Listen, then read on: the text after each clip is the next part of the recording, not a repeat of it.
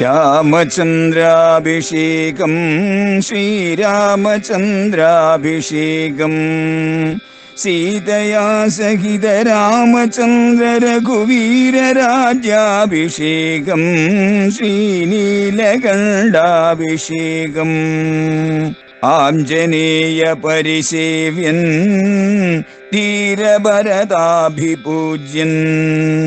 വീരലക്ഷ്മണ കുമാര ശത്രുഘ്ന സോദരാർച്ചിത പദാബ്ജൻ ശ്രീനീലകണ്ഠ ഹൃദയേശൻ രാമചന്ദ്രാഭിഷേകം ശ്രീരാമചന്ദ്രാഭിഷേകം. മഹാരാജാവിനെ നിന്റെ ആഗ്രഹം അദ്ദേഹം നടപ്പിലാക്കി തരാൻ വേണ്ടിയിട്ട് പ്രതിജ്ഞ എടുപ്പിക്കണം. അന്ന് ദൈവാസുര യുദ്ധത്തിൽ തരാമെന്ന് പറഞ്ഞിരിക്കുന്നവരെ നീ ആവശ്യപ്പെടണം. അത് ആദ്യമേ പറയരുത്, ഇത് മാത്രം ആവശ്യപ്പെടുക. അത് തരാമെന്ന് അദ്ദേഹത്തെ കൊണ്ട് പ്രതിജ്ഞ ചെയ്യിച്ചതിന് ശേഷം എന്തൊക്കെയാണ് താൻ ഉദ്ദേശിക്കുന്ന വരങ്ങൾ എന്ന് പിന്നീട് പറയണം.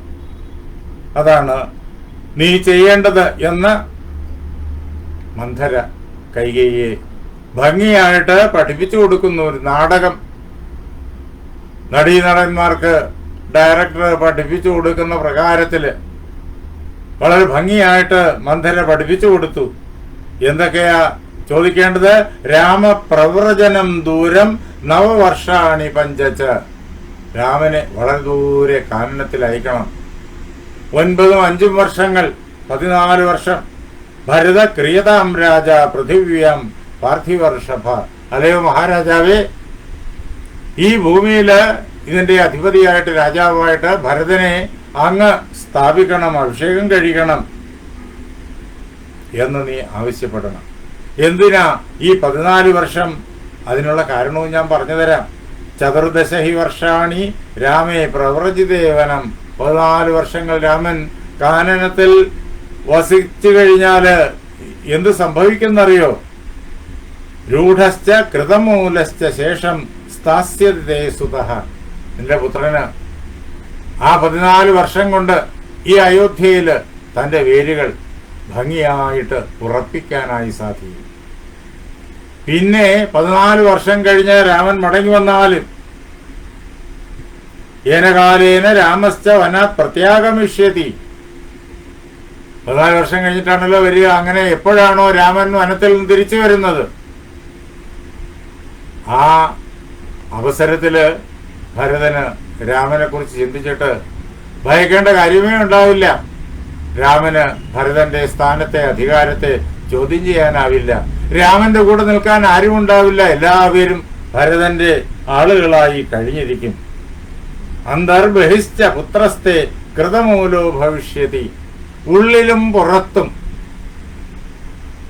നിന്റെ മകൻ ഭരതന് വേരുകൾ അപ്പോൾ ഉറച്ചു കഴിയും, ബലം ഉറച്ചു കഴിയും. എല്ലാവരുടെ ഉള്ളിലും ഭരതൻ സുപ്രതിഷ്ഠിതനാകും.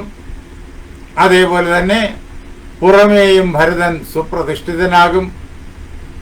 രാഷ്ട്രഭരണത്തിന്റെ, രാഷ്ട്ര ജീവിതത്തിന്റെ എല്ലാ മണ്ഡലങ്ങളിലും ഭരതൻ സുപ്രതിഷ്ഠിതനായി തീരും. അതാണ് 14 വർഷം രാമൻ കാനനത്തിൽ വസിച്ചാലുള്ള ഗുണം. തിരിച്ചു വന്നാലും പേടിക്കേണ്ട യാതൊരു കാര്യവുമില്ല. അതുകൊണ്ട് ഉടനെ തന്നെ നീ രാമ അഭിഷേകത്തിനു വേണ്ടി മഹാരാജാവ് കൈക്കൊണ്ടിരിക്കുന്നതായ ഈ തീരുമാനത്തെ തടഞ്ഞ് അദ്ദേഹത്തെ അതിൽ നിന്ന് പിന്തിരിപ്പിക്കുക. ഇങ്ങനെ അനർത്ഥം അർത്ഥരൂപേണ ഗ്രാഹിദാസ തതസ്തയ. അനർത്ഥമാണ് മന്ധര കൈകേയിയോട് പറയണത്. പക്ഷെ അതാണ് അർത്ഥം. അതാണ് യഥാർത്ഥത്തിൽ ശ്രേയസ്കരമായിട്ടുള്ളത്, ഭാവിയില് ഗുണമുണ്ടാക്കുന്നത്, മംഗളമുണ്ടാക്കുന്നത്, നന്മയുണ്ടാക്കുന്നത് എന്ന പ്രകാരത്തിൽ മന്ധര കൈകേയിയെ അതെല്ലാം കേൾപ്പിച്ചു, കൈകേയിയെ വിശ്വസിപ്പിച്ചു, കൈകേയിയെ ഭംഗിയായി പഠിപ്പിച്ചു. അതെല്ലാം കേട്ടുകഴിഞ്ഞപ്പോഴേക്കും കൈകേയിക്ക് ബോധ്യമായി, മന്ധര താൻ വിചാരിച്ചതുപോലെയല്ല. ഒരു ദാസി മാത്രമാണ്, തന്നോട് സ്നേഹമുള്ള വാത്സല്യമുള്ള ഒരു ദാസി മാത്രമാണ് എന്നാണ് കരുതിയിരുന്നത്. എന്നാൽ ഈ ലോകത്തിൽ ഉള്ള മറ്റേതൊരു ദാസിയേക്കാളും അങ്ങേയറ്റം ബുദ്ധിയുള്ളവളായ ദാസിയാണ് മന്ധര എന്ന് തിരിച്ചറിഞ്ഞു. കൈകേയി വിസ്മയം പ്രാപ്യ പരമദർശന. കൈകേയി അത്ഭുതപ്പെട്ടു മന്ധരയുടെ ഈ ബുദ്ധി കണ്ടിട്ട്. എത്ര കൃത്യമായിട്ടാണ് വേണ്ടുന്നതെല്ലാം മന്ധര പറഞ്ഞ് പഠിപ്പിച്ചു വച്ചിരിക്കുന്നത്. അങ്ങനെയുള്ള ആ മന്ധരയെ കൈകേയി പ്രശംസിക്കുകയാണ്. തുടർന്ന് പ്രജ്ഞാം തേ നാവജാനാമി ശ്രേഷ്ഠേ ശ്രേഷ്ഠാഭിധായിനി. അല്ലയോ മന്ധരെ, നീ എനിക്ക് ഏറ്റവും മംഗളകരമായിരിക്കുന്ന കാര്യമാണ് പറഞ്ഞു തന്നിരിക്കുന്നത്. ഇതേപോലെ ആർക്ക് പറഞ്ഞു തരാൻ കഴിയും? ഇത്ര ശ്രേയസ്കരമായ കാര്യം ആർക്ക് പറഞ്ഞു തരാൻ കഴിയും? ഇനി എന്റെ മകൻ രാജാവ്, ഇക്ഷ്വാകുക്കളുടെ പിന്തുടർച്ചക്കാരൻ, ഞാനോ രാജമാതാവ്. കൗസല്യയുടെ സ്ഥാനം അത് ഇതിൽ നിന്നെല്ലാം പുറത്ത്. അങ്ങനെ ഏറ്റവും മഹനീയമായ ജീവിതത്തിലെ ശ്രേയസ് ഉണ്ടാക്കുന്ന കാര്യം അതാണ് അല്ലയോ മന്ധരെ നീ പറഞ്ഞു തന്നിരിക്കുന്നത്. യഥാർത്ഥത്തില് നിന്റെ പ്രജ്ഞയെ ഞാൻ ഇതുവരെ നേരെ മനസ്സിലാക്കിയിട്ടില്ല. നിനക്ക് ബുദ്ധിയില്ല എന്നൊക്കെയായിരുന്നു ഞാൻ കരുതി വച്ചിരുന്നത്.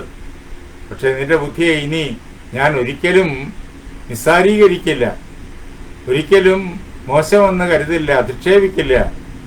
വിനയോ, നീ ഏറ്റവും വലിയ ബുദ്ധിമതിയാണ് എന്ന് പറഞ്ഞ് മന്ധരെ വളരെ സന്തോഷത്തോടുകൂടി കൈകേയി പ്രശംസിക്കുന്നു. എന്ന് മാത്രമല്ല, ഭരതൻ രാജാവായി കഴിഞ്ഞാൽ സ്വർണാഭരണങ്ങളുടെ വലിയ ഒരു ഭാരം തന്നെ മന്ധരയ്ക്ക് നൽകും. 1000 ദിവ്യങ്ങളായിരിക്കുന്ന ആഭരണങ്ങൾ ഏറിയ പങ്കും ദേവലോകത്തിൽ നിന്ന് കൊണ്ടുവന്നവ തന്നെ അവയെല്ലാം നൽകി മന്ധരയെ സന്തോഷിപ്പിക്കും എന്നെല്ലാം കൈകേയി പറയുന്നത് നമ്മൾ അവിടെ കേൾക്കും. പക്ഷേ മന്ധര ഉടൻ തന്നെ കൈകേയിയോട് പറഞ്ഞു, നിനക്ക് ബുദ്ധി ഇനിയും തെളിഞ്ഞു വരുന്നില്ല. സമയം എത്രയായി എന്നറിയോ? സമയം വളരെയേറെ മുന്നോട്ട് പോയിരിക്കുന്നു. ഇനി രാമാഭിഷേകത്തിന് അധികം നേരമില്ല. അല്പക്കൂടി വൈകിക്കഴിഞ്ഞാൽ രാമാഭിഷേകം നടക്കും. അത് നടന്നു കഴിഞ്ഞാലോ പിന്നെ ഇതൊക്കെ കൊണ്ട്, ഈ പരിശ്രമം കൊണ്ട് എന്ത് പ്രയോജനം? ഒന്നും ചെയ്യാനാവില്ല, ഒന്നും പറയാനാവില്ല, ഒന്നും നേടാനുമാവില്ല. ഗതോദകേ സേതുബന്ധോ ന കല്യാണി വിധീയതേ. മന്ധര കൈകേയിയോട് പറയുക, നദിയിൽ എപ്പോഴാ അണ കെട്ടേണ്ടത്? മഴയ്ക്ക് മുമ്പ്. മഴക്കാലമാകുമ്പോഴേക്കും നദിയിലൂടെ വെള്ളം ധാരാളമായിട്ട് ഒലിച്ചു വരും. അതിനു മുമ്പേ അണകെട്ടണം. അപ്പോൾ അതെല്ലാം അതിനുള്ളിൽ തങ്ങി നിൽക്കും. ആ വെള്ളം പല കാര്യങ്ങൾക്ക് ഉപയോഗിക്കാനാകും. പക്ഷേ വെള്ളമെല്ലാം വാർന്നുപോയതിനു ശേഷം മഴക്കാലം കഴിഞ്ഞു, അണ കെട്ടിയിട്ടില്ലായിരുന്നു, വെള്ളം മുഴുവൻ ഒലിച്ചുപോയി. അത് കഴിഞ്ഞിട്ട് അണ കെട്ടിയിട്ട് കാര്യമുണ്ടോ? ഗതോദകെ, വെള്ളം മുഴുവൻ ഒലിച്ചു പോയതിനു ശേഷം അല്ലയോ കല്യാണി, അല്ലയോ മംഗളരൂപിണി, സേതുബന്ധം ആരും ചെയ്യില്ല. അത് ചെയ്യുന്നത് വെള്ളം നദിയിലൂടി ഒഴുകി വരുന്നതിന് മുമ്പുള്ള ഗ്രീഷ്മ ഋതുവിലാണ് എന്നറിയണം. അതുകൊണ്ട് നീ അല്പവും വൈകിക്കരുത്. നിന്റെ ഈ സംഭാഷണം കൊണ്ട് ഒരിക്കലും മഹാകാര്യത്തിന് വിഘ്നം വരുത്തരുത്. ഉത്തിഷ്ഠ കുരുകല്യാണം രാജാനം അനുദർശയ. നീ എണീൽക്കുക. നീ മംഗളമയമായിരിക്കുന്ന ഈ കർമ്മങ്ങൾ ഞാൻ പറഞ്ഞ പ്രകാരത്തില് നടപ്പിലാക്കുക.